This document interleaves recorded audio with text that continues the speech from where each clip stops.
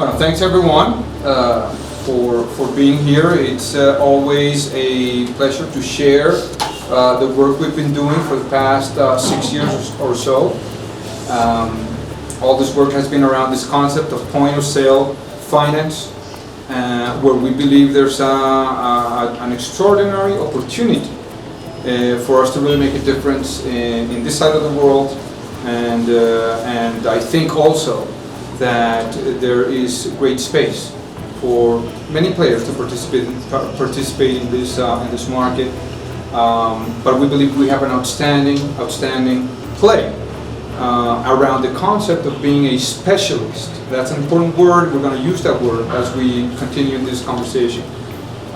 Being a specialist in point of sale finance has specific requirements, and this is what we would like to share with all of you today.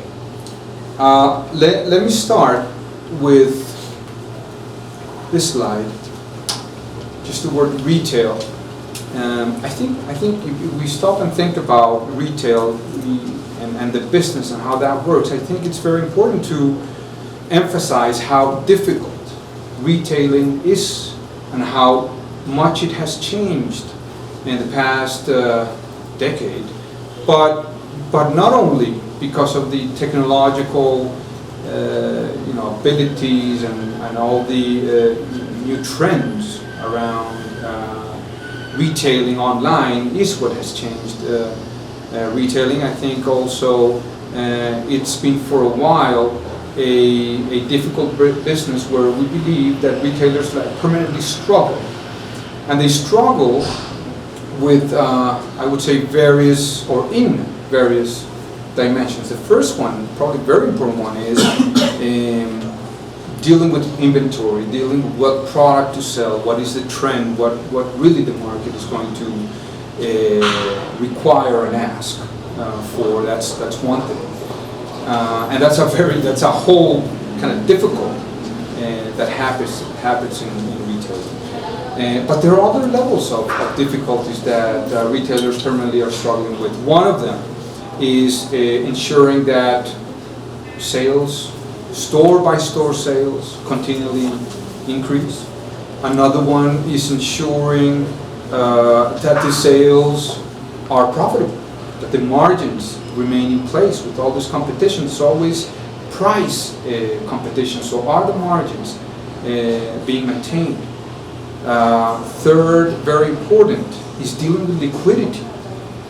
And what I mean by dealing with liquidity is, if we think about kind of the sales cycle of a retailer, you find that these guys need to buy inventory, need to show inventory, need to sell inventory, and need to get paid for that inventory. So liquidity is huge for retailers, and taking care, controlling for liquidity and working capital is a tremendous effort at retailers. And last, and I think not least, is the fact that there is the need also to ensure, obviously, customer loyalty and repeat business. So those are just some of the struggles that we think that retailers go through on a daily basis, and those are difficult struggles. Each one of those is a whole world, it's a whole expertise, it's a whole team of people working on those struggles, on those difficulties.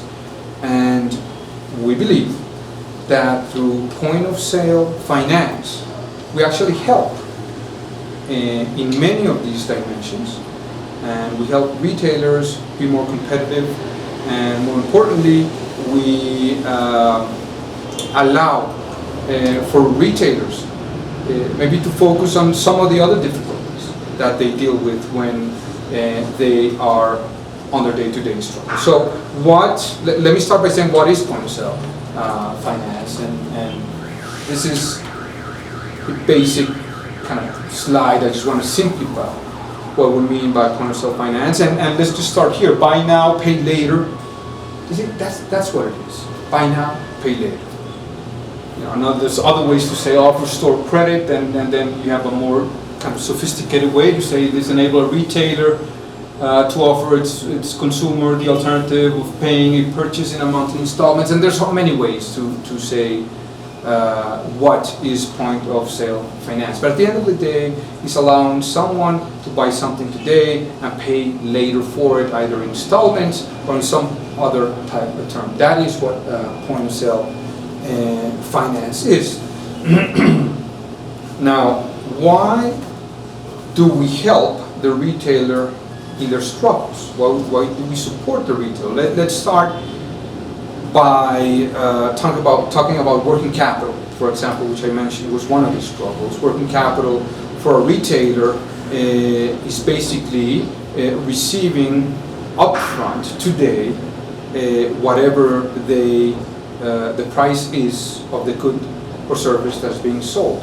If they get paid today and not later, well, that is obviously positive working capital. So as we provide an alternative for the consumer to get credit, have term to pay, but allow for the retailer to be paid today, we actually solve a big concern for the retailer, because we're providing liquidity today for something that's being paid in the future. Tremendous value for the retailer. It is huge for the retailer.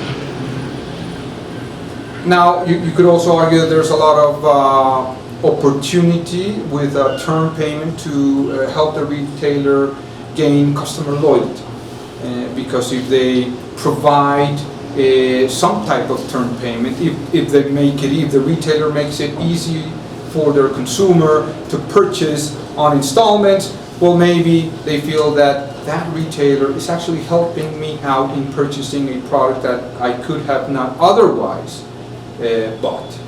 Interesting. It provides loyalty, it provides maybe even repeat business and good reputation for that retailer, because it's providing a solution for someone, a consumer that's purchasing something at that store. But the biggest impact, and we've been measuring this for the past few years, is how I use the word again, impactful point of sale finance is in growing sales. It is tremendously impactful, because if a retailer, a store, provides credit, in-store credit, it is very likely that someone that could not have bought a product, or someone that could not have bought a greater ticket, it is very likely that that greater ticket actually occurs, and therefore a bigger sale occurs.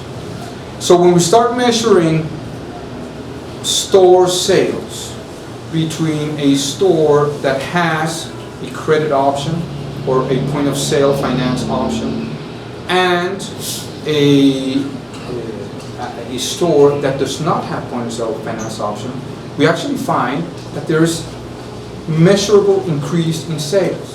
Over 10%, over 15% of comparable sales happen, or comparable products happen at a place that has in-store credit when compared to one that does not.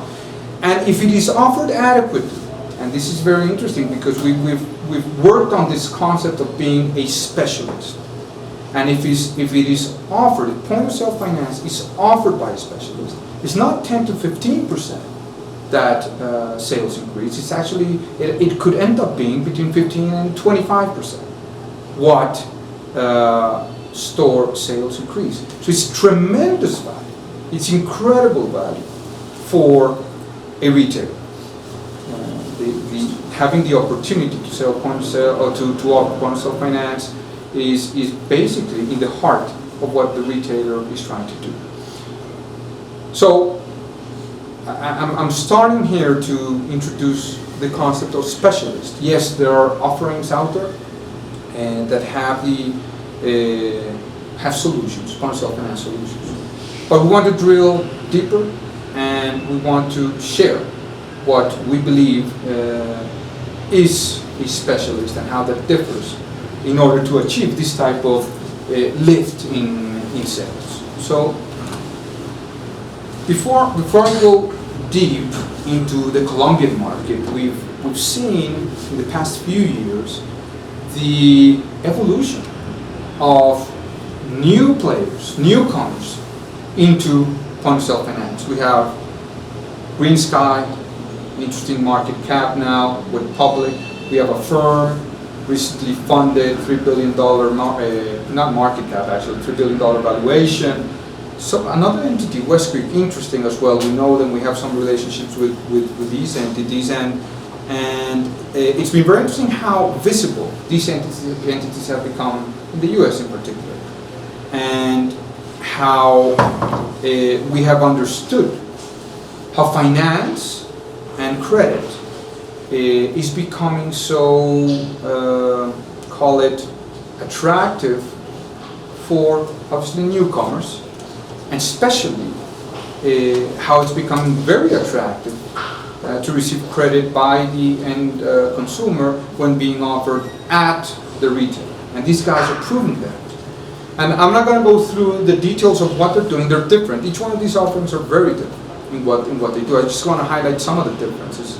Green Sky, for example, is especially catered to higher ticket items, home improvement related in particular, and they really focus on top scores, top tier scores in credit behavior.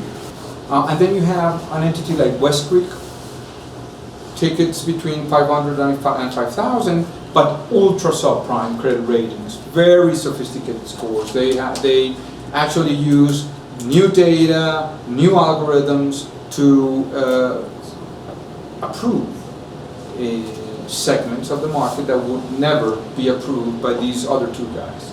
So interesting offerings, interesting value proposition, successful stories in the US in particular. We locally in Colombia, we've been working a lot in understanding what works for Colombia, and we built this product, point-of-sale finance product. We call it Listo, Pago, Plazos. Listo is a slang here in Colombia. It's like a very common word that's used here in Colombia, so it actually is a very catchy kind of name. And what we've designed is basically an offering to allow merchants and retailers to offer their consumers finance at the point of sale.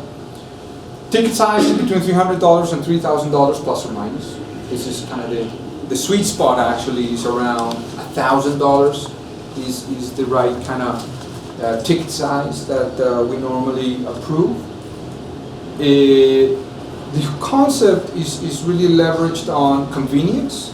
So convenience here means many things, but one of them is speed.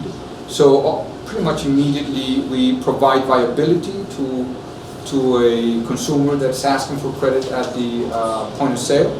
And then after that, in the next 15 minutes, we formally end up approving or not. So first, we provide viability and then approval in 15 minutes.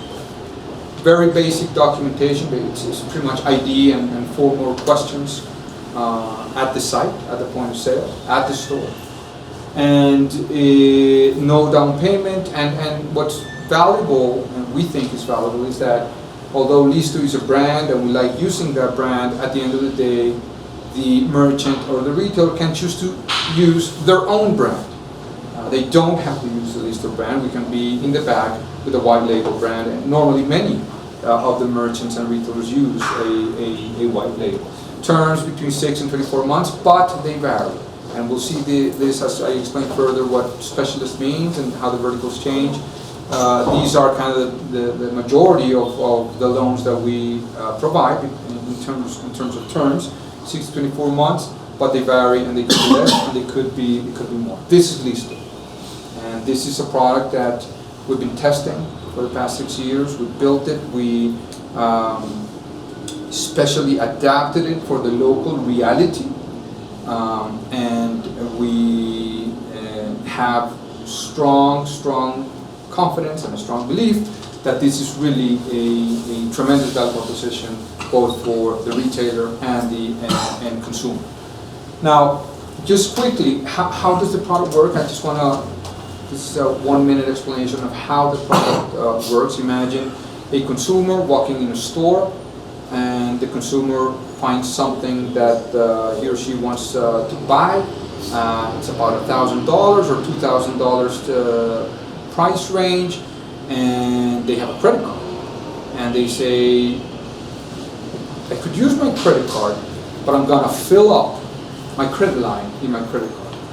So the store clerk or the salesperson is gonna say, hey, you can buy this in an installment program. You don't need to use the credit card. Do you want to use Listo? And then if the answer is yes, what happens with the salesperson at the store is they go to our website, get their ID, 2 more questions, then viability, we're down here, number 2. Online, all this data gets entered. Immediately there's risk analysis being done, both credit risk, identity, payment behavior, so on, with our scores, proprietary scores, based on the experience we've had for many years and the Finalco experience. I'm going to explain that in a few minutes, which is what we end up using as our tool to be very intelligent in the way we provide credit decisions. So then there's response in 15 minutes. The retailer receives the yes or the no. The store clerk receives the yes or the no. So if it's approved, then the sale actually takes place. The consumer takes the product that's being bought, and then we, Referencia, settles with the retailer. We then pay the retailer the price, or disperse the price of that product that was bought by the client. And then after that, a loan has been originated.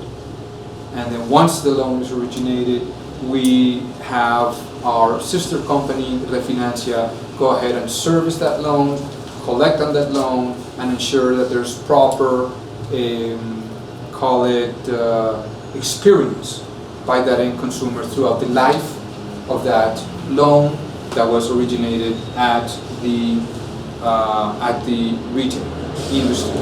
That's how the product works. You know, it seems at the end of the day a simple process, but behind the scenes there's a lot of activity happening in this chart.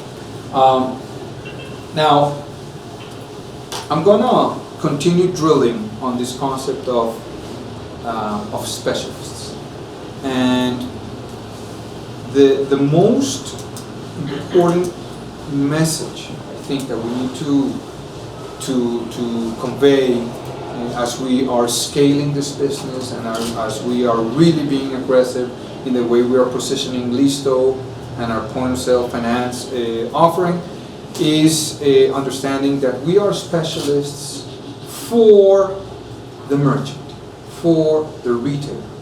We allow the retailer to provide a credit with a purpose, a tailor-made credit with a purpose. And to do that, we think that there's various skills that we need to ensure that we have in place and that we have built in place. And these skills are gonna basically be the tools with which we seek to differentiate ourselves from other potential offerings coming up in the market. So first,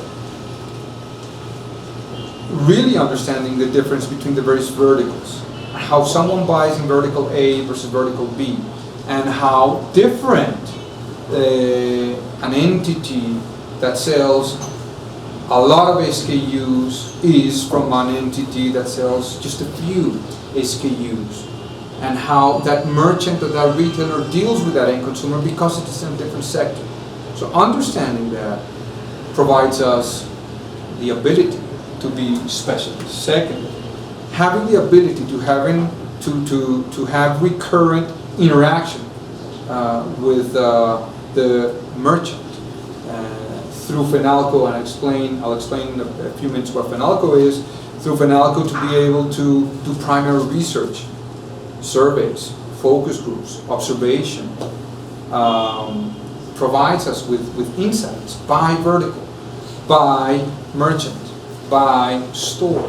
So it's a level of depth that allows us to have more knowledge in how basically retailing works. Understanding that even within a vertical, there are some SKUs, or we call them some references, that use credit in a way, and in that same merchant there's other products that either do not need credit or use credit in a different way. So understanding that some products at a retailer or in a store are impulse buy, utilitarian, or others are utilitarian products. Some are rational purchases, some are irrational purchases, some are emergency purchases, some are very high involvement and there's a lot of thinking going on, and then you kind of need to help the consumer define if this is the right option, and then by the way this is the right credit for that option, and then there's just low involvement, this is what I need, I don't care what happens, I'm just going to buy it. So understanding that there's different dynamics by different products in different verticals provides specialization, and continuing, the whole point is to be able to adapt our credit product, our Listo payment plans, to all these attributes that I just mentioned, and be quote-unquote non-standardized and flexible in the term, in the form of payment, in understanding how our credit product connects with the wear and tear of some of the products that are being bought, and how that influences the design of the credit option that we're offering, is all, again, around building specialization. And even helping the merchant, the retailer, communicate, or even helping when to communicate and when not to communicate that there's availability of credit for a particular purchase, is part of our job. All these components of what we're saying here revolve around being a specialist, we think are very hard to build, are very hard to construct, and we think that many offerings just design a standardized option, which is valuable and which is valid, but that's not what we play. We play to be specialists, and we play, again, to ensure that we provide, and this is why we use that phrase, a credit with a purpose. So it is very focused on being designed for what is being bought, for the type of purchase that is being made at that store. Now, we've been working on this for a long time, and it's been over 6 years that Referencia, the top name here that we're mentioning, that Referencia basically was started, and Referencia is basically the entity that does the loan origination. It's an entity that is an originator. It does the underwriting. It is the entity that has the ownership of all the credit scores. It is also the entity that has built a relationship with the merchants, and is the entity that ensures deep expertise at the retail level, at the store level, and at the verticals that we currently serve. So that's Referencia. Referencia has an alliance with a very influential association in Colombia. It's called FENALCO. FENALCO is the Federation of Merchants, or Federation of Retailers in Colombia. It's been around for over 70 plus years. It's been it for a long time has understood how important, and I'm talking about Finalco, has understood how important credit is for the merchant, and providing credit to the end consumer is. So they built all types of initiatives for the past decades. For example, around check guarantees, around loan guarantees, around scores. Even Finalco owned a bank for a period of time to seek to provide credit options to end consumers at the retailers. So we are building on an amazing history of data, of payment behavior, and building on a strong franchise with the retailers and with the merchants.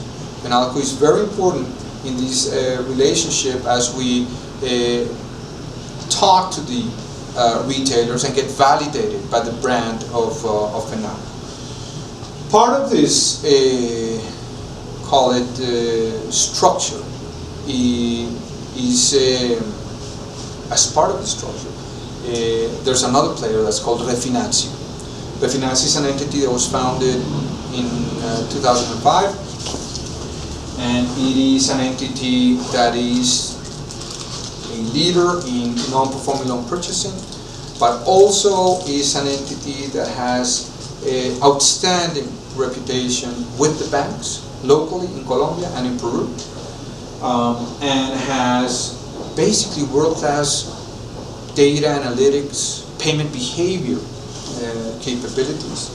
And apart from that, is an entity that has a very relevant market share in both purchasing non-performing loans and servicing loans in general, both from banks. We serve, or Referencia serves, over 2 million clients. So mixing these three components together, a loan originator, a deep connection with the retailers through Finalco, and a very strong, proven servicing capacity for consumer loans is basically a formula that we believe has great strength. Now, this business of providing loans is always demanding both liquidity, or let's call it funding.